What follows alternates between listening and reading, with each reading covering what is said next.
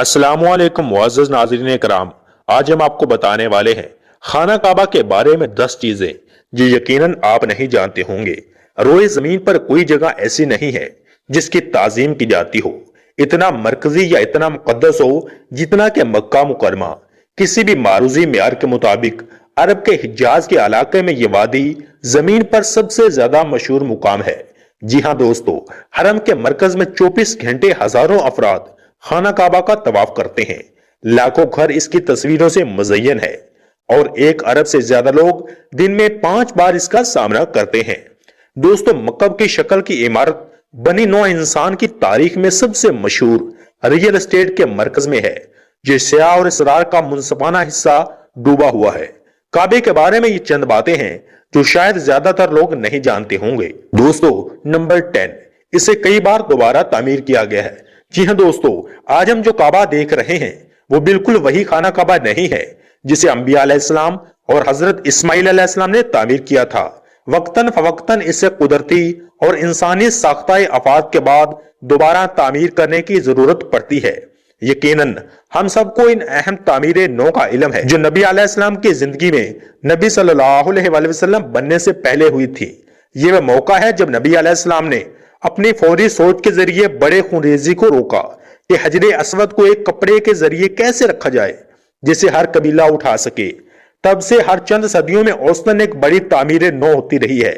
आखिरी तज़ाइन आराइश 1996 में हुई थी और ये इंतहाई मुकम्मल थी, जिसकी वजह से बहुत से पत्थरों को तब्दील किया गया और बुनियादों और नई छत को दोबारा मजबूत किया गया। ये कई सदियों की आखिरी तामीर नौ का इम्कान है इंशाअल्लाह, क्योंकि जदीद टेक्निक का मतलब है कि इमारत पहले से ज्यादा महफूज और मुस्तहकम है। दोस्तों, नंबर 9, इसके 2 दरवाजे होते थे और 1 खिड़की। जी हाँ दोस्तों, असल काबा में दाखिले के लिए 1 दरवाजा और बाहर निकलने के लिए दूसरा दरवाजा था। काफी अरसे तक इसकी एक तरफ खिड़की भी थी। मौजूदा काबा में सिर्फ 1 दरवाजा है और कोई खिड़की नहीं। दोस्तों, नंबर 8, ये कसीर रंग का हुआ करता था। हम काबा को ट्रेडमार्क स्याह कसों में सोने की पट्टी से ढांपने के इतने आदी हैं कि हम इसके किसी और रंग का तस्वर भी नहीं कर सकते। ताहम ये रवायत अब्बासियों के दौर में शुरू होती मालूम होती है, जिनके घर का रंग काला था और इससे पहले काबा को कई रंगों में ढांप दिया जाता था, जिनमें सब्ज, सुर्ख और हत्ता के सफेद भी शामिल थे। दोस्तों, नंबर 7, चाबियां एक खानदान के हाथ में हैं। रसूलुल्लाह सल्लल्लाहु अलैहि वसल्लम के ज़माने में हज के मनासिक से मुतालिक हर पहलू कुरैश के मुख्तलिफ ज़ेली ग्रोहों के हाथ में था।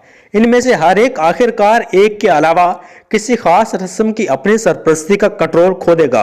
फतह मक्का के मौका पर नबी अलैहिस्सलाम को खाना काबा की चाबियां अपने पास रखने की बजाय दी गईं।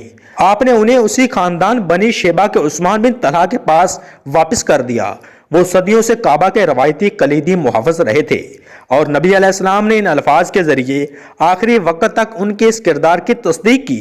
ऐ बनी तलहा, इसे ले लो क़यामत तक हमेशा के लिए, और ये तुमसे नहीं लिया जाएगा जब तक कि कोई जालिम ना हो, खलीफा हो या सुल्तान या बादशाह। दुनिया के सबसे ताकतवर आदमियों को काबा में दाखिल होने से पहले नबी अलैहिस्सलाम के अल्फाज के आगे झुकना पड़ा और मक्का के इस छोटे से खानदान से इजाजत लेनी पड़ी।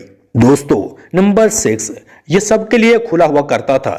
जी हाँ दोस्तों, कुछ अरसा पहले तक काबा को हफ्ते में 2 बार हर किसी के दाखिल होने और नमाज पढ़ने के लिए खोला जाता था।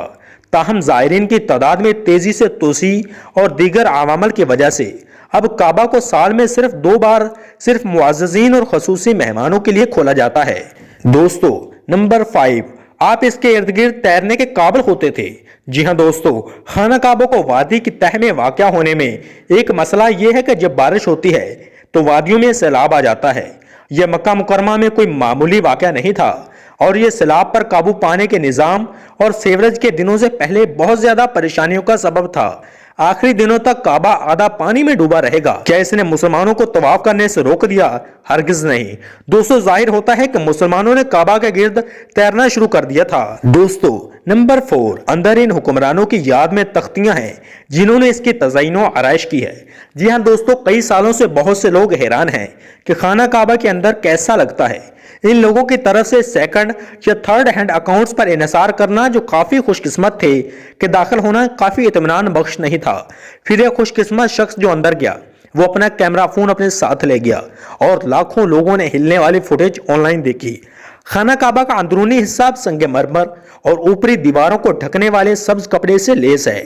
دیواروں میں تختیاں لگائی گئی ہیں جن میں سے ہر ایک ان حکمرانوں کے ذریعے اللہ کے گھر کی جدید ٹیکنیک یا تعمیر نو کی یادگار ہیں۔ دوستو، نمبر 3، 2 کعبے ہیں۔ آسمان میں کعبہ کے بالکل اوپر عین مطابق ایک کعبہ ہے۔ اس کعبہ کا تذکرہ قرآن مجید میں اور نبی علیہ السلام نے کیا ہے۔ رسول اللہ صلی اللہ علیہ وسلم نے اسراء والمعراج کے سفر کا ذکر کرتے ہوئے فرمایا، پھر مجھے بیت المعمور یعنی اللہ کا گھر دکھایا گیا۔ میں نے جبرائیل علیہ السلام سے اس کے بارے میں پوچھا تو انہوں نے کہا کہ یہ بیت المعمور ہے جہاں روزانہ 70,000 فرشتے نماز پڑھتے ہیں، اور جب وہاں سے نکلتے ہیں تو کبھی واپس نہیں آتے، لیکن اس میں روزانہ ایک تازہ کھیپ آتی ہے۔ دوستو، نمبر 2، حجرہ اسود ٹوٹ گیا۔ کیا آپ نے کبھی سوچا ہے کہ حجرہ اسود چاندی کے غلاف میں کیسے آ گیا جو اس کے چاروں طرف ہے؟ جی ہاں دوستو، بعض کہتے ہیں کہ اسے بنو امیہ کی فوج نے مکہ کا محاصرہ کر کے پھینکے ہوئے پتھر سے توڑا تھا، جبکہ یہ عبداللہ بن زبیر رضی اللہ تعالیٰ عنہ کے قبضے میں تھا۔ تاہم بہت سے لوگ اس بات پر متفق ہیں کہ کرمتین کہلانے والے بحرین کے ایک انتہائی بدعتی اسماعیلی گروہ نے درمیانی عمر میں اسے سب سے زیادہ نقصان پہنچایا، جس نے حج کو توہم پرستی کا عمل قرار دیا تھا۔ انہوں نے دسیوں ہزار حجاج کو قتل کر کے اور ان کی لاشیں زمزم کے کنویں میں پھینک کر اپنی بات ثابت کرنے کا فیصلہ کیا۔ گویا یہ خیانت کافی نہیں تھی، یہ شیاطین حجر اسود کو مشرقی عرب اور پھر عراق میں لے گئے جہاں انہوں نے اس کا فدیہ لیا، یہاں تک کہ عباسی خلیفہ نے انہیں واپس کرنے پر مجبور کر دیا۔ جب انہوں نے اسے واپس کیا تو یہ ٹکڑوں میں تھا اور انہیں ایک ساتھ رکھنے کا واحد طریقہ انہیں چاندی کے سانچے میں بند کرنا تھا۔ کچھ مورخین کا کہنا ہے کہ پتھر کے کچھ لاپتہ ٹکڑے اب بھی گم ہیں۔ دوستو، نمبر 1، یہ ایک مکب شکل نہیں ہونا چاہیے۔ جی ہاں خواتین و حضرات، دنیا کا سب سے مشہور مکب دراصل مستطیل کی شکل میں شروع ہوا۔ میں آپ کو فرش سے اپنے جبڑے اٹھانے کے لیے ایک لمحہ دوں گا۔ جی ہاں دوستو، کعبہ کا مطلب کبھی بھی مکب نہیں تھا۔ ایوان کے اصل طول و عرض میں نیم سرکولر علاقہ شامل تھا جسے حجرہ اسماعیل کہا جاتا ہے۔ جب کعبہ کو نبی علیہ السلام کی پہلی وحی ملنے سے چند سال پہلے دوبارہ تعمیر کیا گیا تو قریش نے دوبارہ تعمیر مکمل کرنے کے لیے صرف خالص ذرائع سے حاصل ہونے والی آمدنی کو استعمال کرنے پر اتفاق کیا۔ اس کا مطلب یہ تھا کہ جوئے، لوٹ مار، عصمت فروشی، سود وغیرہ سے کوئی رقم نہیں تھی۔ جاہلی قریش کس قدر غلط کاموں میں پھنسے ہوئے تھے، اس بات کی حتمی نشانی ہے کہ اس بہت امیر تجارتی شہر میں اتنی رقم نہیں تھی کہ کعبہ کو اس کی اصلی شکل میں دوبارہ تعمیر کیا جا سکے۔ انہوں نے کعبہ کے ایک چھوٹے ورژن کے لیے قیام کیا اور ایک مٹی کی اینٹوں کی دیوار جسے حجرہ اسماعیل کہا جاتا ہے، حالانکہ اس کا خود حضرت اسماعیل علیہ السلام سے کوئی تعلق نہیں ہے، ڈال دیا تاکہ اصل کی نشاندہی کی جا سکے۔ اپنی زندگی کے آخری حصے میں پیغمبر علیہ السلام نے کعبہ کو اس کی اصل بنیادوں پر دوبارہ تعمیر کرنے کا ارادہ کیا، لیکن وہ اپنی خواہش پوری کرنے سے پہلے ہی انتقال کر گئے۔ خلیفہ عبداللہ ابن زبیر رضی اللہ تعالیٰ عنہ کے دور میں چند سالوں کے مختصر وقفے کے علاوہ خانہ کعبہ کی وہی شکل ہے جس میں نبی علیہ السلام نے دیکھا تھا۔